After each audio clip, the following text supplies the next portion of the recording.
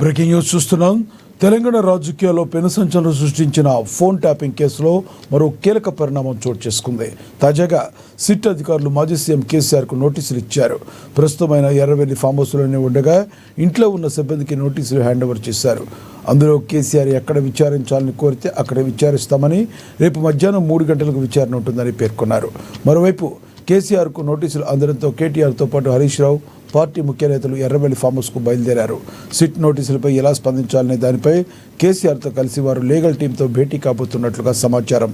దీనిపై మరింత సమాచారం మా ప్రతినిధి హరీష్ అందిస్తారు. హరీష్, చెప్పండి, మీ దగ్గర ఉన్న తాజా సమాచారం ఏంటి? రైట్. ఎస్ లక్ష్మి, ఏదైతే ఫోన్ ట్యాపింగ్ కేసుకు సంబంధించి కూడా సిట్ విచారణ వేగవంతం చేసింది. ఇప్పటికే మాజీ మంత్రి హరీష్ రావు, మాజీ మంత్రి కేటీఆర్కి సంబంధించి కూడా సిట్ విచారణ చేసింది. ఇప్పుడు బీఆర్ఎస్ అధినేత మాజీ సీఎం కేసీఆర్కి సంబంధించి కూడా నోటీసులు ఇష్యూ చేసిన నేపథ్యం అయితే కనిపిస్తూ ఉంది. రేపు మధ్యాహ్నం 3 గంటలకు సంబంధించి కూడా సిట్ విచారణకు హాజరవ్వాలి. ఇక ఏదైతే ప్లేస్కి సంబంధించి కూడా తమ ఒపీనియన్కి సంబంధించి, ఎందుకంటే సీనియర్ సిటిజన్కి సంబంధించి కూడా ఆయనకు అవకాశం కల్పించారు. ఎక్కడ విచారణ చేయాలో అక్కడ చెప్తే అక్కడ విచారణకు వస్తాం నేరుగా, లేదంటే జూబ్లీహిల్స్ పోలీస్ స్టేషన్లో మీకు ఏదైతే మీకు వసతికి సంబంధించి కావచ్చు, మీ పిఎస్లు మీకు ఓకే అయితే అక్కడ విచారణ చేస్తామన్నట్టుగా కూడా నోటీసులో పేర్కొనడం జరిగింది.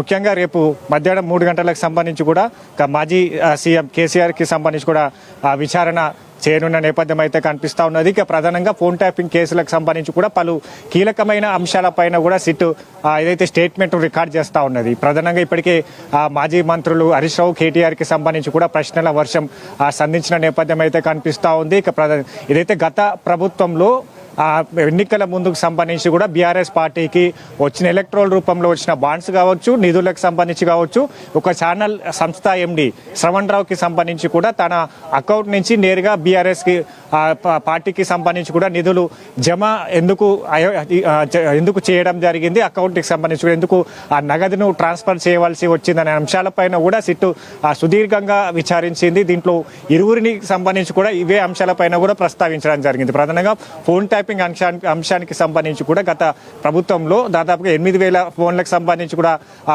ఫోన్ ట్యాపింగ్ గురైంది. కాబట్టి ఎందుకు ఫోన్ ట్యాపింగ్ సంబంధించి చేయవలసి వచ్చింది, దీని వెనకాల ఎవరు ఉన్నారనే కోణంలో కూడా విచారణ స్టేట్మెంట్ రికార్డ్ చేస్తూ ఉన్నారు.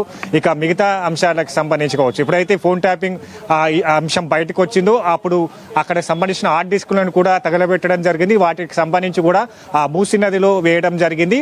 వీటన్నిటిని ఎందుకు హార్డ్ డిస్క్ను ధ్వంసం చేయవలసి వచ్చింది, ఒకవేళ భద్రతాపరమైన అంశాలకు సంబంధించి కూడా ఫోన్ ట్యాపింగ్ చేయవలసి వస్తే దాన్ని ఎందుకు ధ్వంసం చేయవలసి వచ్చింది, దీని వెనక సంబంధించి కూడా ఇంటెలిజెన్స్ చీఫ్, మాజీ ఎస్ఐబి చీఫ్ ప్రభాకర్ రావు కావచ్చు, భుజంగరావు కావచ్చు, ఇతర శ్రవణ్ రావులకు సంబంధించి కూడా స్టేట్మెంట్లను రికార్డ్ చేయడం జరిగింది. దాదాపుగా 8,000 పైగా ఫోన్ ట్యాపింగ్లకు గురై కాబట్టి బాధితులంతా కూడా స్టేట్మెంట్లను రికార్డ్ చేయడం జరిగింది.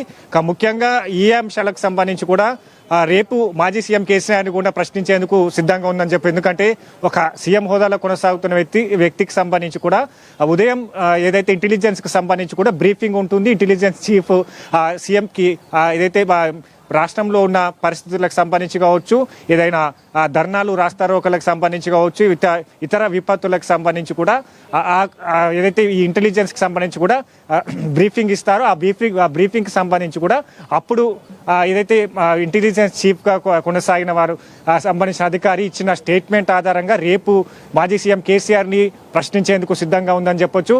ఎందుకంటే దీంట్లో ఇప్పటికే పలు అంశాలకి కావచ్చు, పలు కోణాల్లో కూడా సిట్ విచారణ చేస్తూ ఉన్నది.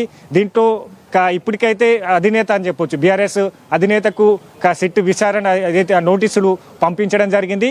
ఇక రేపు ఏ విధంగా విచారణ ఉండబోతుంది, ఏ అంశాలకు సంబంధించి కూడా రేపు సిట్ విచారణ చేయబోతా ఉన్నది. ప్రధానంగా ఇంటెలిజెన్స్కి సంబంధించి కావచ్చు, ముఖ్యంగా ఫోన్ ట్యాపింగ్ సంబంధించి కూడా ఒక ముఖ్యమంత్రి హోదాలో ఉన్న వ్యక్తికి ఫోన్ ట్యాపింగ్కి సంబంధించి కూడా చేస్తే వాటి ఆధారాలు కావచ్చు, వాటి సంబంధించి కూడా అందులో ఆ ఫోన్ ట్యాపింగ్లో మాట్లాడిన అంశాలన్నీ కూడా ఇంటెలిజెన్స్ బ్యూరో సీఎంకి అందిస్తుంది. కాబట్టి ఈ కోణంలో విచారణ చేస్తారా లేదా ఇతర అధికారులకు సంబంధించి కూడా ఇచ్చిన ఆ స్టేట్మెంట్ ఆధారంగా కూడా రేపు బీఆర్ఎస్ పార్టీకి సంబంధించిన ఎలక్ట్రల్ బాండ్స్కి సంబంధించి కావచ్చు, నిధులకు సంబంధించి కావచ్చు, ఇతర నగదుకు ట్రాన్స్ఫర్లకు సంబంధించిన అంశాలు కావచ్చు, ఎన్నికల ముందు ప్రతిపక్ష పార్టీలకు సంబంధించిన నేతలను ఫోన్ ట్యాప్ చేయడం జరిగింది.